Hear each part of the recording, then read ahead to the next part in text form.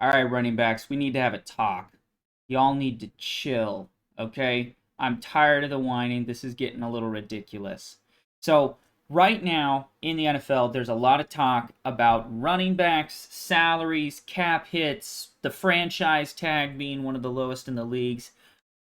Let's jump into this topic. This is an important topic. Let's talk about it and why I think running backs need to pump their brakes a little bit. They're whining a little too much. It's starting to get a little frustrating to me. All right, so if you haven't been following it, there's been a lot of discussion about running backs and their salary in the NFL. It started with Saquon sitting out for a little while, and has now culminated in Dez Bryant with a very viral tweet about how kickers get paid more. You know, Jim Irsay over there at the Colts saying, "Hey, y'all are negotiating in bad faith. You signed the contract, deal with it." Now Jonathan Taylor, his running back, is requesting to trade. So, what are my thoughts on this whole situation? I understand and I can absolutely get behind these young players, old players, just players in general trying to get the bag. I get that. Make your money. NFL has a very short career typically anyways, so I understand the importance of getting that next contract, getting that big signing bonus, making sure you're making your money while you can, because in the NFL, historically, you're not going to be there for very long. The body's going to break down. It's nearly a combat sport at this point. So I understand wanting to get the bag early.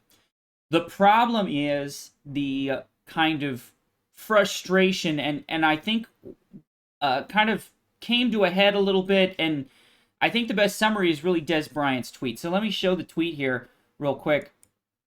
This was the tweet, right, by Dez Bryant. Can someone please explain this to me, right? Can someone please explain this to me? The average salary in the running backs in 2023, according to Spot Track, who I've got them pulled up, we're going to dive into their data here in a second, was 1.81 million, whereas the kickers made 2.26 million, right? They have a better average salary. Well, the first thing that jumps out to me with this tweet is, hold on, there are a lot more running backs. We're talking averages right now? There are a ton more running backs in the NFL than there are kickers that are paid. And I looked it up just to make sure, because I don't know, maybe there's a bunch of backup kickers I've never heard of, right? And I went to the website that Dez Bryant referenced here. Holy smokes, do they have a lot of ads, but we'll get through it. And I pulled up kickers, and I pulled up running backs, right? So kickers, Spot Track's got 35 of those, right? There's 35 kickers. Running backs, we're dealing with 139 running backs. Of course the average is going to get brought down. There's a bunch of people down here that are, fourth string running backs. People don't keep four-string kickers. So, of course, it's going to bring the average down. We've got a bunch of people down here making 700, 800K, which is not a bad salary. But, somebody's, I don't think I've ever heard of Jake Funk. Sorry to pick on you, Jake. I'm sure you're a great guy. Way to get 825,000 last year. That's awesome. But these aren't even people that see the field, right? And that's why the numbers are so low. You come up here to the top, McCaffrey's making 16 million, right? And this is average for that year on their contracts, because NFL contracts, it's not just, hey, here's your salary every single year. There's incentives, there's ways they've structured different contracts to pay more up front or more as a signing bonus so it doesn't hit their cap in a certain way on a certain year, right? So there's a lot of this accounting kind of that goes on in the NFL. But his average, over 16 million. The highest paid kicker is Justin Tucker, and he's making 6 million. McCaffrey's making 10 million more, right? All of these guys are making more. The top 15, Kareem Hunt and Justin Tucker there are making the same. But we're talking about Kareem Hunt, who's not the highest paid running back even on his team, versus who many consider to be the greatest kicker of all time. So we gotta chill out a little bit. First of all, this is just bad statistics. Like, you can make statistics say whatever you want them to. And I think this is kind of in bad faith, doesn't really show the whole picture, right? Let's think about it. There's a ton more running backs. Of course, the average is going to be brought down. But the second argument, and I think this is the argument that we aren't talking about, is Dez Bryant wants us to explain this to him. And a lot of running back, like basically every starting running back retweeted this. It went super viral. I mean, we got millions and millions of hits on this thing. 23 million views, right? We got 23 million views on this thing. So everybody was talking about this. I'm going to attempt to explain it. Let's think about running backs and kickers, since that's the discussion we want to have. First of all, one of the biggest complaints I'm hearing from the running backs, and I think this is definitely a fair complaint, is their franchise tag is one of the lowest of all the positions. Tight ends have a bigger franchise tag than that. And so they're saying, hey, we can never get that second contract. We just get franchise tagged, and that's the end of it. And we don't make very much money on the franchise tag when you look at other positions on that same tag. Well, don't compare yourself to kickers then, because they make half. I think the numbers, when I looked it up, running backs are around 10 million on the franchise tag per year. Kickers are around 5. So you're making double what the kickers make on the franchise tag. So if you're going to argue about franchise tags and why you need to be making more, first of all, you signed the collective bargaining agreement. You decided this. Now, I'm sure there's some politics in there of, that's with the Players Association in general. Maybe they kind of screwed running backs in this last one. Sure, take it up with them.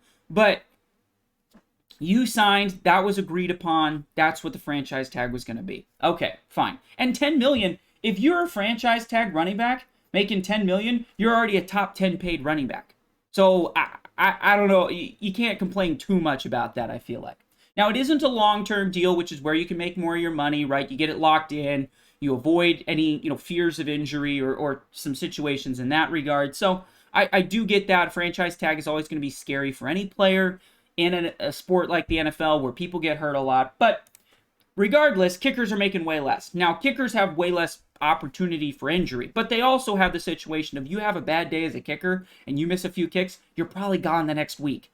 And so, we could talk about who's more in danger of not getting signed to the next contract. I don't know. That's a discussion for another time. But let's just look at kickers versus running backs and their values to their team. Something I think we forget about kickers, every single time they're on the field. We're talking about kickers, not punters. We're talking about kickers. Every single time a kicker is on the field, points are on the line. They make the kick, points added to your team. They miss the kick, you're not getting points. Running backs, you could say theoretically Saquon's got an opportunity to take it to the house every time.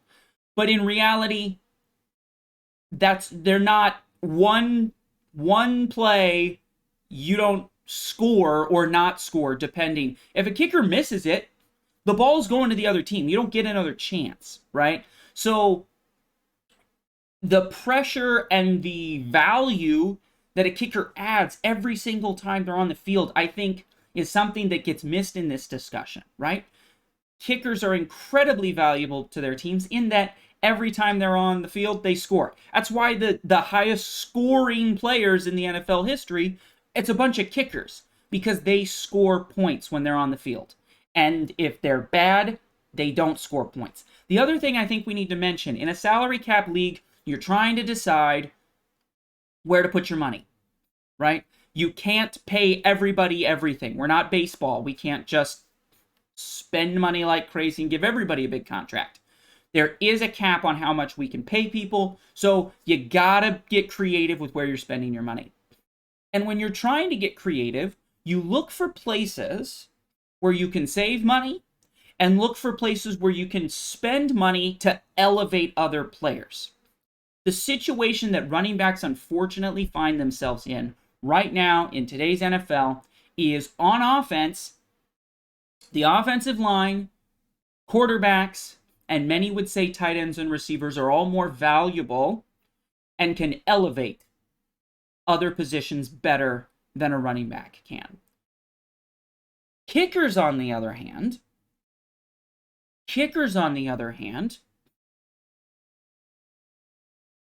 score points, but they can't be elevated by other players. Not in the same way a quarterback, running back, or even wide receiver can. Here's my situation. If you have a really bad kicker, it doesn't matter how good your special teams unit, your long snapper, your holder, it doesn't matter what they do. They could be the best in the league. Pro Bowl long snapper, Pro Bowl holder. If the kicker's bad, he's still going to miss the kick. Okay? He can't be elevated by any other positions. Now, he could be detrimented by another position. You could, so you could definitely hurt a kicker by not having a good holder or bad long snapper. Ask any Bengals fan last year when their long snapper got hurt and their sort of a star kicker missed a bunch of them right down there at the end of the game, so they couldn't win, right? That was a tragedy for the Bengals fans out there. And so that shows, yes, long snapper or holder are important, that connection. But if the kicker's really bad, you can have a perfect hold and a perfect snap, still going to miss the kick. Running back, on the other hand, can be elevated by other players. Now, you're not going to take Joe Schmo off the streets and turn him into Saquon Barkley with a good offensive line. But the disparity, that gap between Christian McCaffrey, the highest paid running back, and, I don't know, somebody else on this list, maybe Rashad Penny, right? There's a difference in $10 million salary there. And I'm not saying Rashad Penny's a decent running back.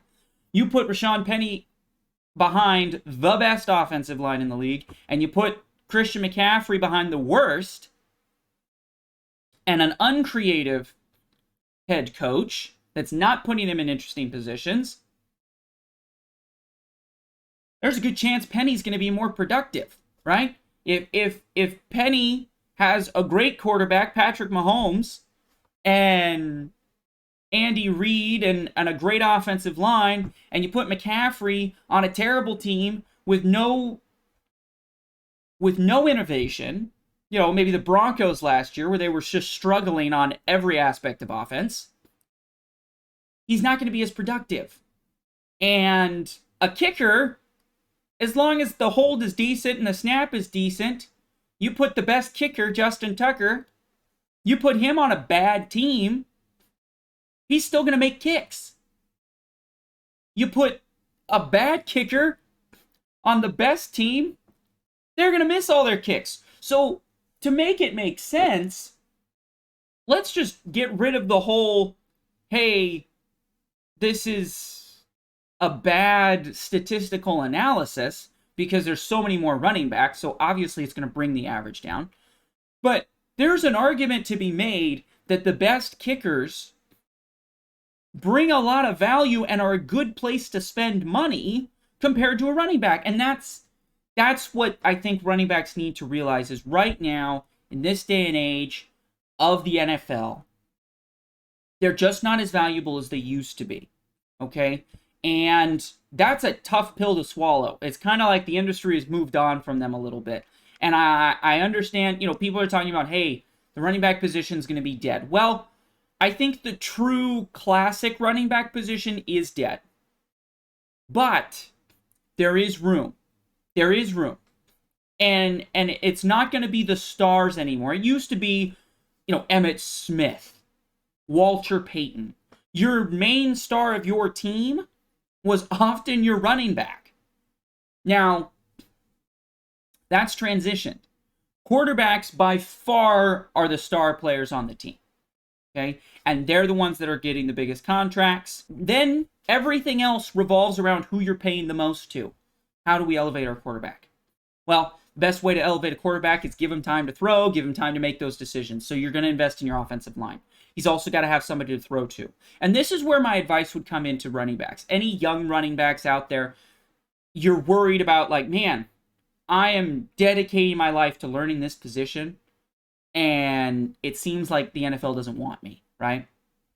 If you're in that scenario, if you're in that space, learn how to catch the ball, learn how to run routes, okay? Turn yourself into Christian McCaffrey. I think he's the perfect example of what the new style of running back needs to be. It's somebody who is good as basically they're a slot receiver and a running back in one. Those kinds of hybrid players are always going to have space in the NFL and are going to get those big contracts, I think. That's my opinion. So if you're a running back, make sure you know how to run routes. The other thing is, as a running back, make sure you can pass protect. Because if you can show, hey, wait, I'm not just electric when you hand me the ball, but you could also treat me as an offensive lineman because I protect the quarterback better than anybody else, that is where you can make your money. Because tight ends, let's go back to the old classic halfback, right? We talked about a halfback.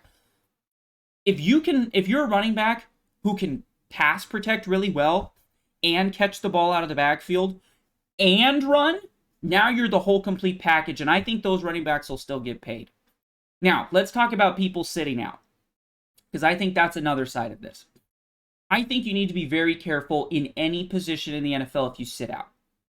The NFL is a cutthroat league. They don't, if you don't perform, they send you on your way, right? Cam Newton goes from MVP to out of the league, not very long. I mean, it's a few years, sure, but that's not very long. Then he's bouncing around, right? The NFL is a cutthroat league, and there's always new players coming in. And if you're a running back, I think you need to be on the field. I think you need to be on proving that you are the guy, you're the one that's going to make things happen in that offense. If you go away, I mean, it's happened. Tom Brady gets on the field because somebody got hurt and wasn't playing, right? That's the reality of the NFL. You look at Trey Lance in San Francisco. He gets hurt. He's, on paper, a better talent. Brock Purdy gets in after Jimmy G gets hurt, and now Brock Purdy's their guy, right? That is the reality of the NFL. Ezekiel Elliott, Tony Pollard comes in. Oh my goodness, we don't need Zeke anymore. You got to be careful because you can be replaced at any moment. And so I think it's dangerous for these running backs to sit out, because what the GMs are just going to go is, well, you know what? I don't know if it's worth paying them $10 million. Let's just get rid of them, and we'll bring in a rookie, make it $1 million, save us a bunch of money. We can go invest that into other positions that we, need. And ta-da, yeah, it won't be as productive, but it'll be close. Or I think with the scheme, or maybe we'll just focus more on our offense and we'll pick up a new wide receiver, make our passing attack more dangerous. The passing attack's super dangerous. Those linebackers are going to have to sit. Those safeties are going to have to play too deep. And now it's easier for us to run the ball. Be careful when you sit out. Be careful when you just don't show up to work anymore, that somebody else isn't going to just come in and take your spot.